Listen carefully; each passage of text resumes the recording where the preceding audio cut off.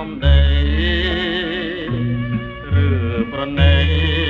ឲ្យរៀមបានយល់ភាំងត្រាអបណាំងនរណាបងខំចិត្តអ្នកឲ្យនៅស្មាំងរងចាំស្រីពីកាលណាចាញ់ឲ្យឆាប់ខ្ញុំមិនត្រូវការចរចា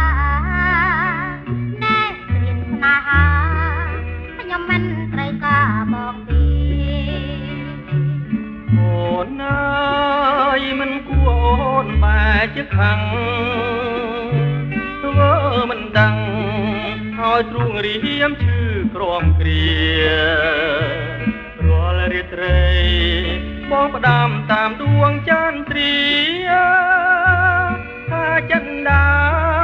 បងនឹកអូនគ្មានពេលបងស្រឡាញ់រងអូនប៉ុនម្ដេចមិនគិតចូលស្ដីដល់ទៅមករបៀបផាត់ណា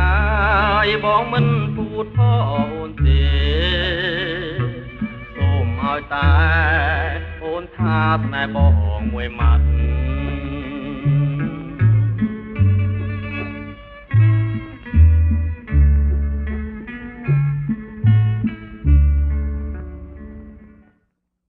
កុំសោកអូយសោកកា